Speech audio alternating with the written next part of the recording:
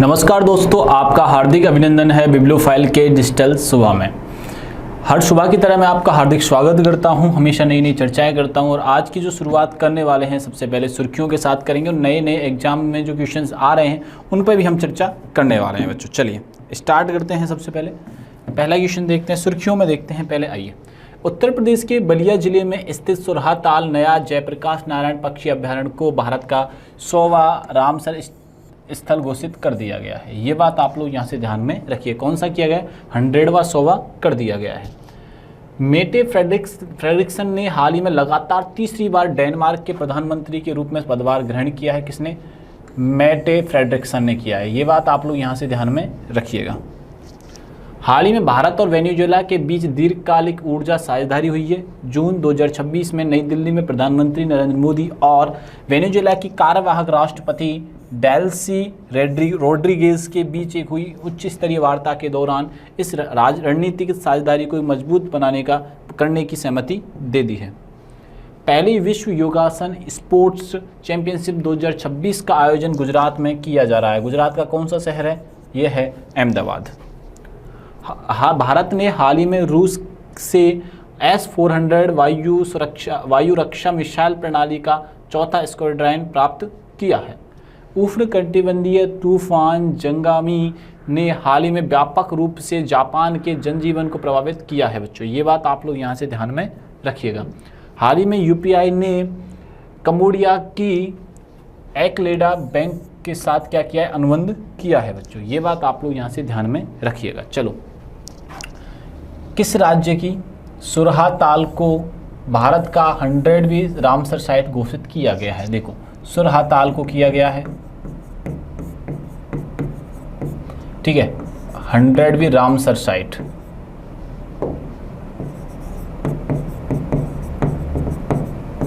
Ramsar site, ये बात समझ में आई कि नहीं आई? सुरहाताल को किया गया और किस राज्य की है? तो ये है उत्तर प्रदेश राज्य की। ये बात आप लोग यहाँ से ध्यान में रखिएगा। हमारा आंसर क्या हो जाएगा? उत्तर प्रदेश, ठीक है। रामसर साइट, रामसर एक शहर है, उसके नाम पर ये चलता है। ये आर्द्र भूमि के क्षेत्रों को, दलदली क्षेत्रों को हाईलाइट करता है। ये बात आप लोग यहाँ से आप याद रखिएगा। क्लियर है बात? अब 100वीं किसे चुना गया है? तो सुरहाताल को चुना गया है। अब यूपी की अगर बात की जाए, यूपी, ठीक है, भारत का सर्वाधिक जनसंख्या यूपी में निवास करती है। भारत की सर्वाधिक जनसंख्या यूपी में निवास करती है। कहाँ निवास करती है जनसंख्या? यूपी में निवास करती है, ठीक है। अब एक और बात यहाँ से ध्यान रखना, सर्वाधिक लोकसभा की सीटें हैं यहाँ पर। राज्यसभा की सीटें सर्वाधिक हैं, विधानसभा की सीटें सर्वाधिक हैं। तो सब भारत में सर्वाधिक लोकसभा हो, राज्यसभा हो, विधानसभा हो, सर्वाधिक सीटें, क्योंकि पॉपुलेशन भी तो ज़्यादा है। लोकसभा की सीटें लगभग 80 हैं, राज्यसभा की सीट लगभग 31 हैं और विधानसभा की हैं 403। तो ये डाटा आप यहाँ से याद रखिएगा। यहाँ के जो सीएम हैं, यूपी के जो सीएम है वो हैं योगी आदित्यनाथ जी। योगी आदित्यनाथ जी हैं, ठीक है ना। यहाँ की जो गवर्नर हैं वो है आनंदीबेन पटेल। ये बात भी अपने को यहाँ से याद रखनी है। और यहाँ की जो कैपिटल है यूपी की वो भी याद रख लेनी है साथ में, लखनऊ। लखनऊ को कहा जाता है बालकों नवाबों का शहर। क्या कहा जाता है? नवाबों का शहर कहा जाता है, यानी कि सिटी ऑफ नवाब कहा जाता है। सिटी ऑफ नवाब कहा जाता है किसे? लखनऊ को। लखनऊ जो है बैंक यानी रिवर, याद रखो आप, गोमती नदी के ये किनारे स्थित है। ये बात आप लोग यहाँ से ध्यान में रखिएगा। लखनऊ जो है गोमती नदी के किनारे है। यहाँ के सीएम योगी आदित्यनाथ हैं और आनंदीबेन पटेल यहाँ पे कौन है? गवर्नर हैं यूपी के। तो ये यूपी से रिलेटेड चीज़ें आपको यहाँ से याद रखनी है बच्चों, ठीक है ना। यूपी से ये सारी चीज़ें पूछ ली जाती हैं, सीएम को लेके, गवर्नर को लेके, सीट्स को लेके, ऐसी चर्चा हमेशा बनी ही रहती है। बात समझ में आई कि नहीं है? और मोस्टली जो गंगा रिवर है भारत की सबसे लंबी रिवर, वो यूपी से होके ही गुजरती है। यूपी से एक राज्य अलग हुआ था जिसका नाम है उत्तराखंड। यूपी से कौन सा राज्य अलग हुआ था?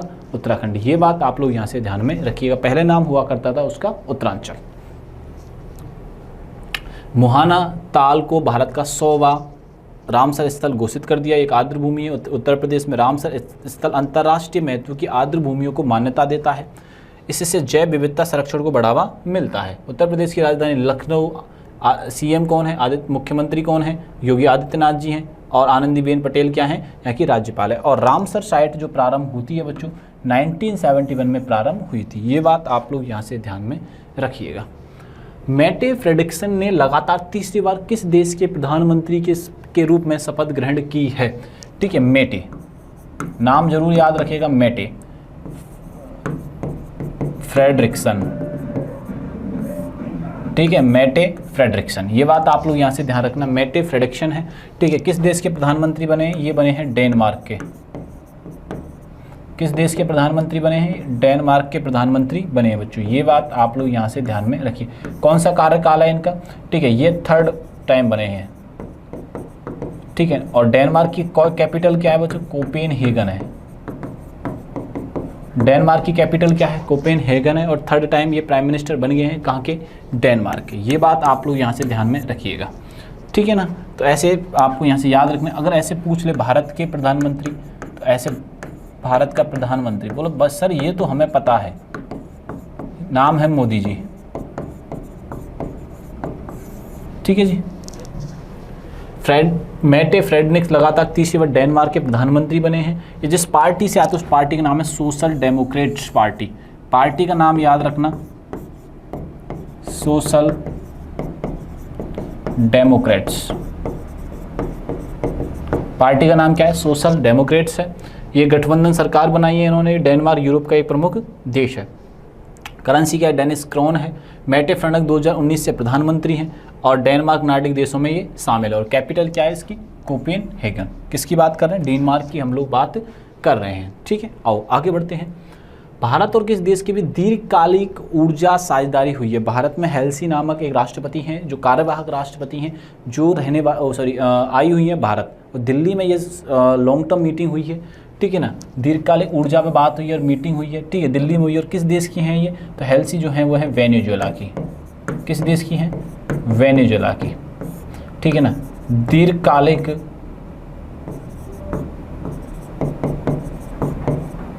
दीर्घकालिक ऊर्जा समझौता हुआ है। ऊर्जा समझौता हुआ है। ये बात आप लोग यहाँ से ध्यान में रखिएगा। बात समझ में आई कि नहीं है? दीर्घकालिक ऊर्जा समझौता हुआ है। कहाँ हुआ है? वेनेजुएला में हुआ है। वेनेजुएला से हुआ है। ठीक है, भारत के प्रधानमंत्री ने किया है। भारत के प्रधानमंत्री। कौन सी जगह हुआ है ये बात भी ध्यान रखना, ये नई दिल्ली में हुआ है। ये बात आप लोग यहाँ से ध्यान में रखिए। वेनेजुएला, भारत और वेनेजुएला के बीच दीर्घकालिक ऊर्जा सहयोग पर स्थापित हुआ है। यह साझेदारी ऊर्जा सुरक्षा को मजबूत करेगी। दोनों देश तेल एवं ऊर्जा के क्षेत्रों को उपयोग और सहयोग बढ़ाएंगे। इससे ऊर्जा आपूर्ति के लिए नए अवसर खुलने वाले हैं। वेनेजुएला की जो कैपिटल वह है कराकास। ये स्टार बना लो इस पर। मुद्रा है वेनेजुएला वोल्वीरा। राष्ट्रपति हैं डेल्सी रोड्रिगेज जो आई हुई हैं अभी। ठीक है ना। हाल ही में पहली विश्व योगासन स्पोर्ट्स चैंपियनशिप 2026 का आयोजन कहाँ किया जा रहा है? पहली योगासन स्पोर्ट्स चैंपियनशिप का, स्पोर्ट्स योगासन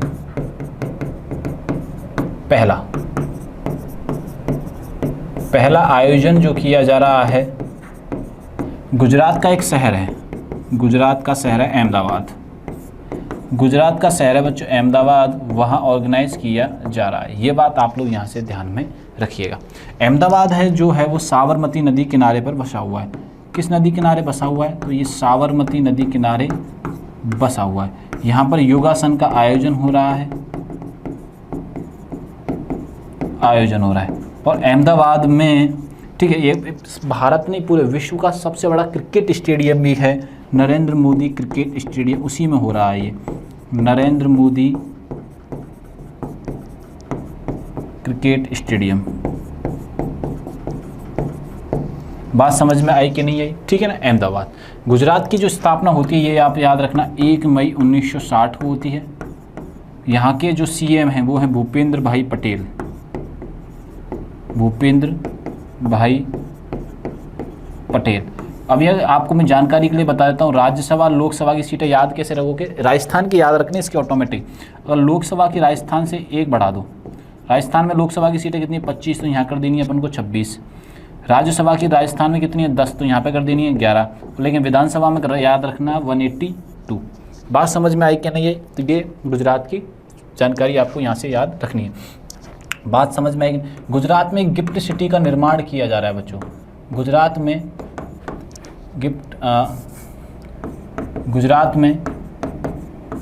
गिफ्ट सिटी का निर्माण किया जा रहा है। गिफ्ट सिटी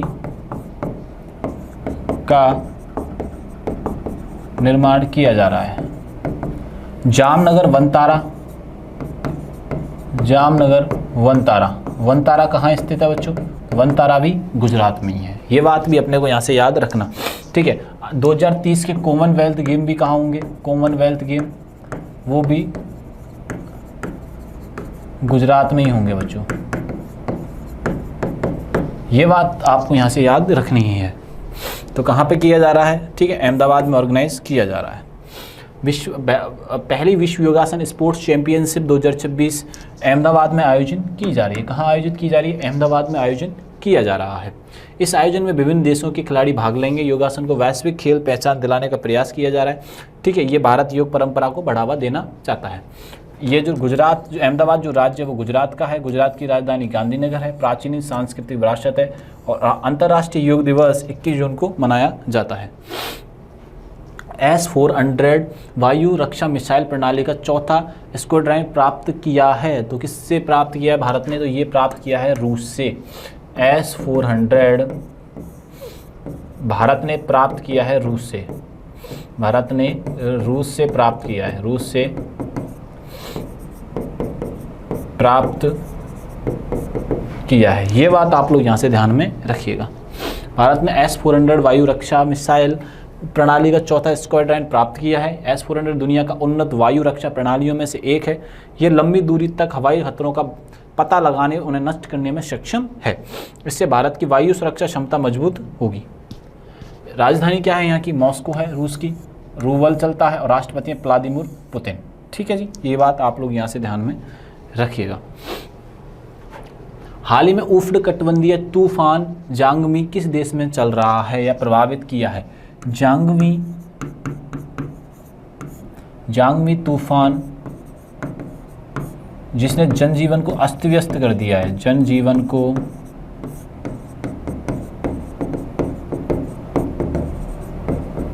अस्त व्यस्त कर दिया है। कहाँ पे चल रहा है? तो ये कहाँ पे चल रहा है बच्चों? ये है जापान में।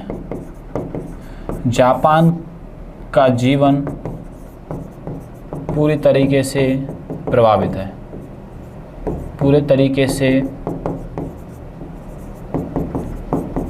प्रभावित है। ये बात आप लोग यहाँ से ध्यान में रखिएगा। जापान की राजधानी क्या है? तो जापान की राजधानी है टोक्यो, ठीक है। ये बात आप लोग यहाँ से ध्यान में रखिएगा। उष्णकटिबंधीय तूफान जांगवी ने, ठीक है ना, जापान को व्यापक रूप से प्रभाव डाला है। तूफान के कारण भारी वर्षा और तेज हवाएं दर्ज की गई हैं। ये बात ध्यान आप यहाँ से याद रखिएगा। राजधानी यहाँ की टोक्यो। जापानी येन क्या है? यहाँ पे यहाँ की मुद्रा है और प्रधानमंत्री हैं सनाए तकाइची। यूपीआई ने किस देश के एकेलिडा बैंक के साथ साझेदारी की है?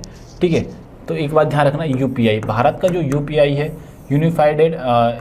यूपीआई जो है अलग अलग बैंकों के साथ, क्या अलग अलग बैंक और देशों के साथ साझेदारी कंटिन्यू कर रहा है। बात समझ में आई कि नहीं आई? ठीक है ना। अब अभी किसके साथ किया है हाल ही में? तो वो किया है कंबोडिया के साथ। यूपीआई ने कंबोडिया के साथ क्या किया है हाल ही में? समझौता किया है। ये बात आप लोग यहाँ से ध्यान में रखिएगा।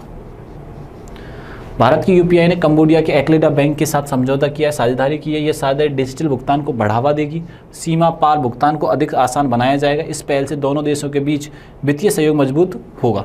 यूपीआई का संचालन एनपीसीआई द्वारा किया जाता है। यूपीआई भारत की प्रमुख डिजिटल भुगतान प्रणाली है। एकेलिडा बैंक कंबोडिया का प्रमुख बैंक है। डिजिटल बैंक के क्षेत्र में भारत वैश्विक अग्रणी देशों में शामिल है। तो ऐसे करके हमने चर्चा की। वीडियो अच्छा लगे तो बच्चों दोस्तों को ज़्यादा से ज़्यादा शेयर किया करो, और ये सभी जानकारी आपको टेलीग्राम पर मिलने वाली है। तब तक के लिए थैंक यू, धन्यवाद।